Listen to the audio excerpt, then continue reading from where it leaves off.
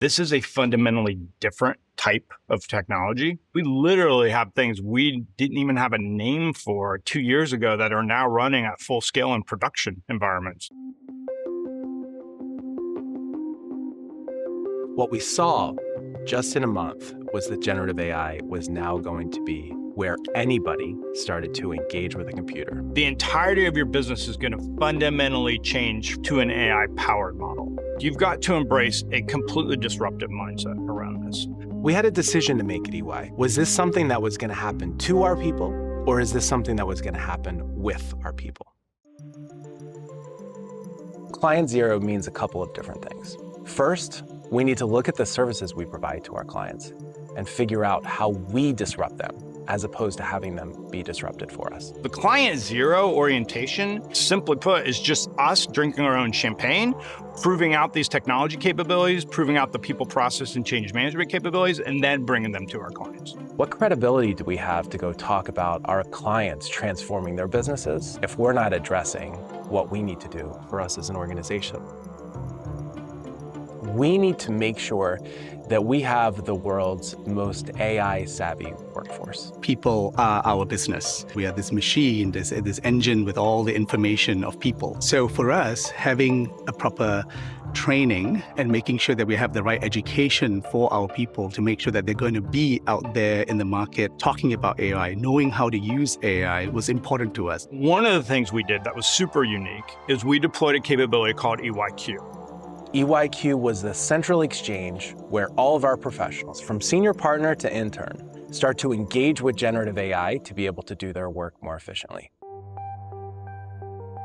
What we're doing internally with all our services, we're disrupting them with AI. We're taking an organized, orchestrated approach on how we're disrupting it. We're going about building net new solutions for AI with AI. We asked ourselves, are we doing everything we can to go fast enough?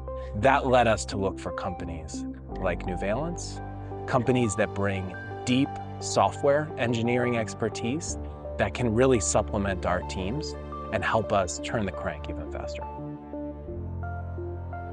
We are also making sure that we're embedding responsible AI as we're thinking about data between the systems, as we're thinking about risk. It was pretty important that we did it together. Giving people a tool on their desktop or a website to go to use generative AI is a good step, but it cannot be the only step. We saw that training was absolutely essential to teach them how to use it, and most importantly, how to use it responsibly. Helping our people understand the best and safest way to leverage these capabilities and how they deliver their own work and deliver work on behalf of their clients. We've had 75% of our people go through that training. First, we need to look at the services we provide to our clients and figure out how we disrupt them. We need to make things both 10 times better and 10 times more efficient. We do a lot of assessments.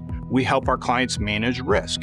Third-party risk management is a very labor-intensive effort for us. It's about comparing tons of documents that a vendor sends to the questions that you have in your questionnaire and making these connections between those two. How can we look at this from an end-to-end perspective, and how can we leverage AI to disrupt it, not just through efficiency, but also with a better quality deliverable? We want to map the known today and set the course for tomorrow. And we want to do it in a way that we can de-risk and we can rapidly accelerate when needed. Ultimately, we're still a business of people and knowledge. How do we create more harmony and more collaboration between our people and working on the same problem, but getting it faster? If our professionals are the best at using this technology, then they'll be able to unlock a whole potential of things that we do not do today that we will be able to do together with AI.